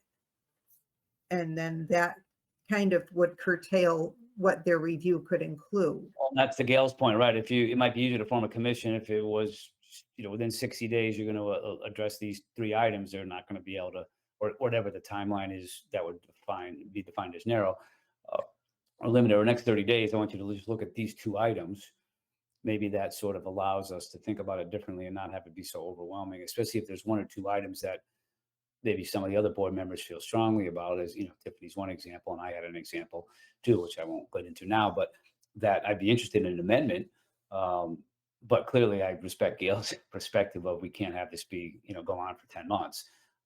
So maybe we could add it as a future, maybe we could discuss it maybe one more time under old business as to how we might approach that and keep the meeting moving from here.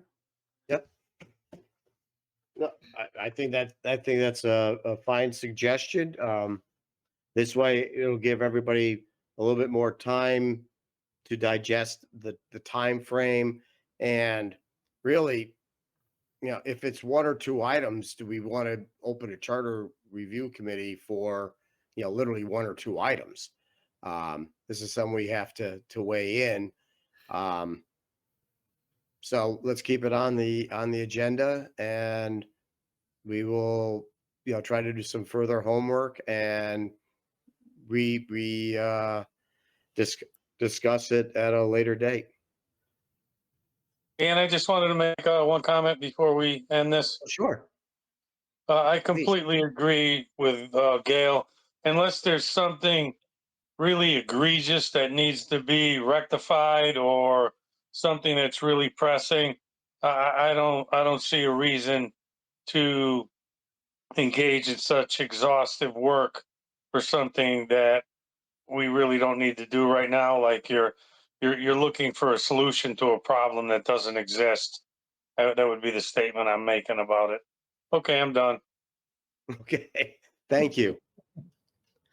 Okay, we already took care of the police department accreditation.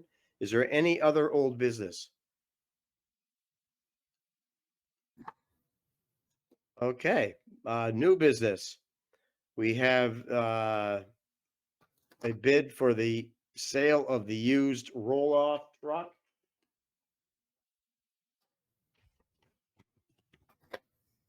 I'll read the motion and we'll open it up for discussion. Move that the Hebron Board of Selectmen accept the bid for the amount of $24,500 and award the sale of the 2005 Kenworth truck as is to Fowler's Auto Wrecking Incorporated of East Hampton, Connecticut, and authorize Andrew J. Tierney, town manager, to sign documents as necessary for the sale and transfer. Any discussion? Any discussion? Just something Hearing quick. none- I'm Yes. sorry. So this is the vehicle we replaced. We Yes. agreed to replace. It's just sort of how is something that we don't think is safe worth $24,500? And this is the comment. I don't understand. I mean, it just seems pretty interesting that someone's willing to pay $24,500 for something that we don't even deem as something that we can continue to use. So I just thought that, I don't know anything about it. I don't know anything about Wrecking place. So I would assume what they do is they'll part that thing out right down to the last nut and bolt. Your springs, your transmission, I guess the motor went. Because we were hoping to get more money when we had bought the other roll-off truck. We were told that this truck would probably be worth more money, but since that point in time and when it went up on the block, I guess it now has some major motor issues. But Yeah, I apologize. everything's got value. Yeah. All right. Cool. Thanks.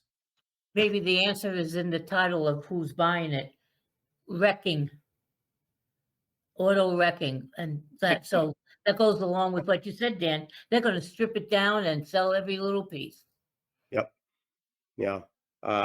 It's kind of sort of what I think is going to happen. Any other discussion? All in favor signify by saying aye. Tiffany? Tiffany Teely, aye. Peter? Peter Casper, aye. Mark? Mark Rivera, aye. Gail? Gail Richmond, aye. And myself, aye. Thank you. Next would be the awarding of the revised job description for the assistant town clerk. My arm's getting too short here. I don't know. I'll read the motion. We can open it up for discussion. Move the Hebron Board of Selectmen approve the revised job description for the assistant town clerk as presented. I don't know if anybody had any questions, and if so, hopefully Donna would be able to answer them. I mean, I'm assuming it's all pretty basic stuff. Donna, did you want to mention anything or talk anything on this or no?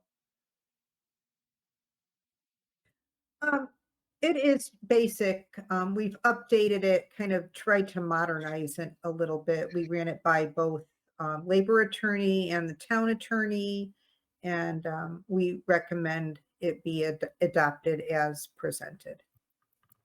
We're advertising and receiving resumes for that position, and it is closing. The closing is tomorrow. So. Okay. Anybody have any questions? Comments? Hearing none, all in favor signify by saying aye. Tiffany, Tiffany Teely, aye. Peter, Peter Casper, aye. Mark, Mark Rivera, aye. Gail, Gail Richmond, I. and myself, aye. Our next section would be our draft agenda for February 2nd. And again, if anybody has anything or whatever, just call in so they can get added onto the agenda packet. Pretty basic, simple, like normal. Yeah, I guess the only thing is we will keep on it. Did we want to keep on it the charter revision or just readdress that in a couple of months after the budget stuff?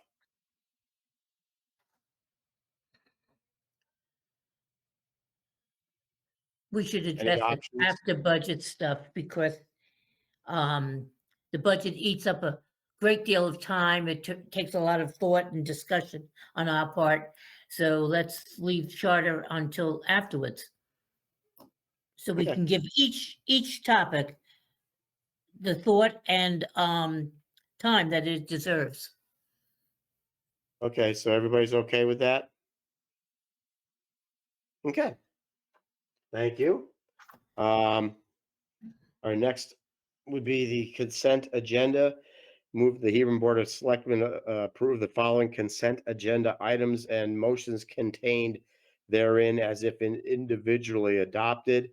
The only thing we have is the approval of the January 5th regular meeting minutes, and then, of course, the tax refunds as listed. So does anybody have any issues with the minutes or anything? Are they all pretty basic, pretty benign? Okay, hearing no discussion, all in favor, please signify by saying aye. Tiffany, Tiffany Teely, aye. Peter, Peter Casper, aye. Mark, Mark Rivera, aye. Gail, Gail Richmond, I abstain as I was not present. yeah, hopefully your arm is getting better, slowly but surely. Next would be our liaison reports. Going right down, Gail. Gail has nothing to report as she has been out of commission. Okay, Peter. I think on Board of Finance, just I'm just going to look at my notes from the meeting last night at Parks and Rec. I already talked about the folks that are stepping forward, and obviously we welcome that. I'm aboard. I think just a couple of things. Programs are going; they're really doing well. We have 10 new programs, great participation, a lot of real good activity coming out of the Parks and Rec area, doing a lot of really good things. There's some movement. They're going to be getting some more information on the dog park with some potential locations. So that's might be a little more information for our next meeting, just to add to that our agenda, as well as the other items that are on the list. There is something that I saw was interesting is they're going to be making some recommendations regarding the location of the pickleball courts and the skateboard park. There's going to be some updates there. I think at this point, the pickleball courts are likely be suggested to be at Vets, where the old or the current skateboard park is, or at least what's left of it. But then the new skateboard park, which we have approved with ARPA funds, they're going to be looking for an alternative location. At least that's what they're going to make a recommendation for. So just to give you some insight as to what's coming on that. The budget is in good shape. So financially, I went through the budget, talked about the Maple Fest and some dates there, the 18th and the 19th. Discussion around the farmers market may change some dates there due to some low attendance and some concerns there. So they want to keep that going for the town, and they got some competing other markets and some other issues to work with. So they're trying to refreshing up that approach and keep that going. And other than that, good productive meeting. Thanks. Okay, great. Tiffany? So unfortunately, my board still haven't met yet in the new year, so I have nothing to report at this time. Okay, Mark? Yeah, I just want to tell you it's great to have you back. I hope you're feeling better. Thank you, Mark. I missed you. We all missed you, and I'm so glad you're here. I just have one thing to report. We've been working on this for a while with RAM. We finally scheduled a mock active shooter event with the fire department, EMS, and the police for the April vacation at RAM. And so we're making progress on making the school safe and having a plan and actually putting it to the test to see if it works and to see what improvements we need to make and to learn from actually having a mock event. So that's all I have to report. Okay.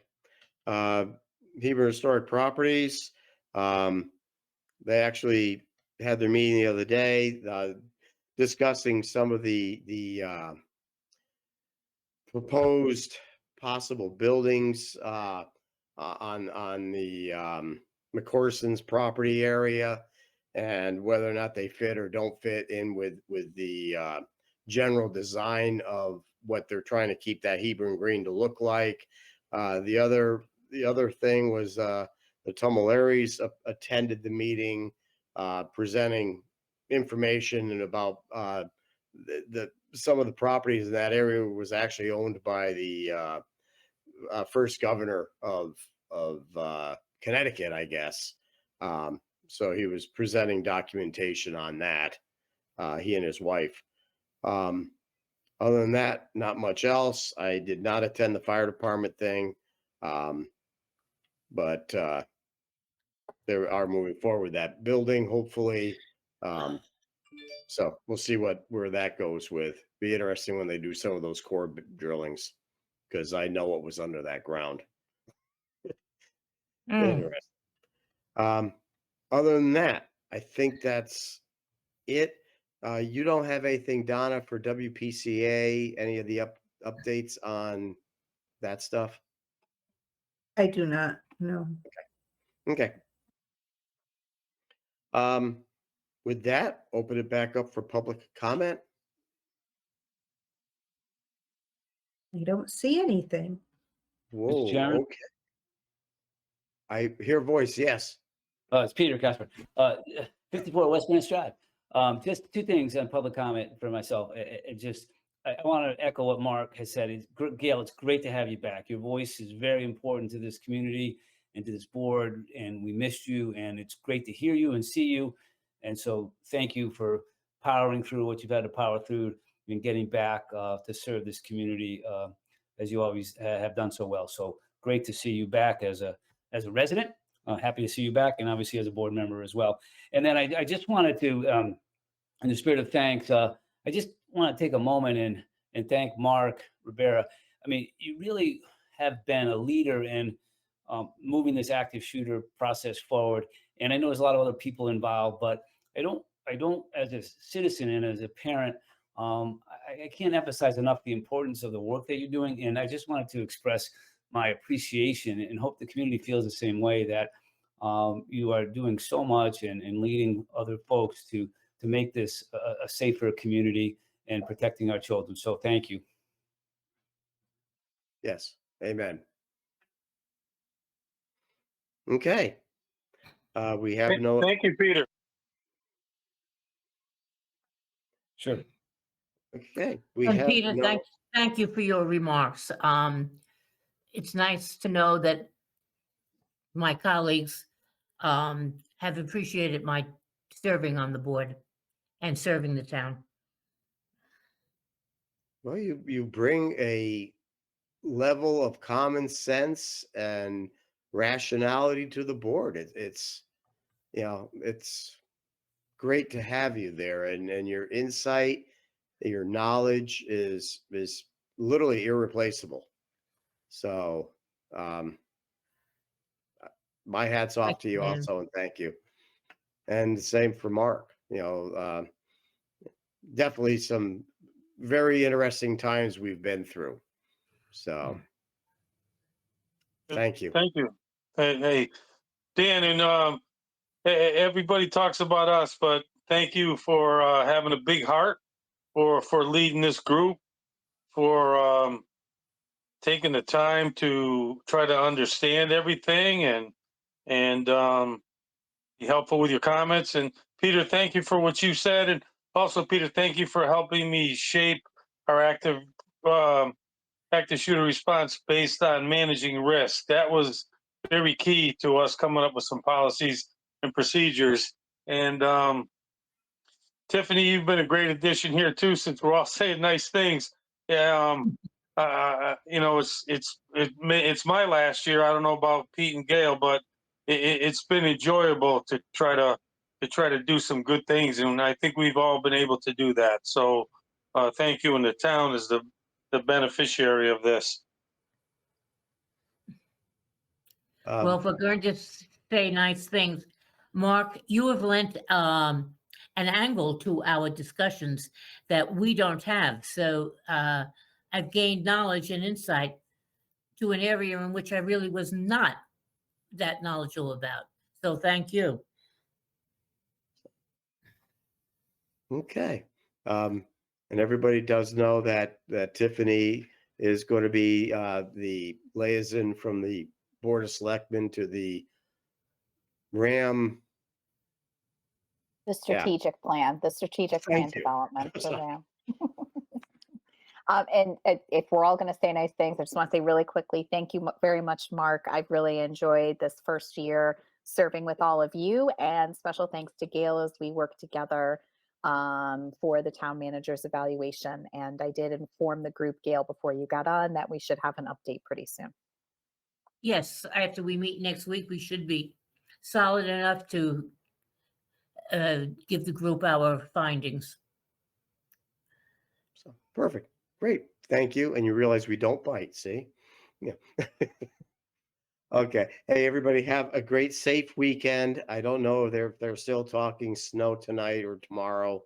But you know, again, be safe on the roads. And thank you all, and we'll see you in February. And Thanks to for make it that, legal, everybody. I will make a motion that we adjourn at 9:03. Good job, Gail. Good Second. night, everyone. Good night. Good night.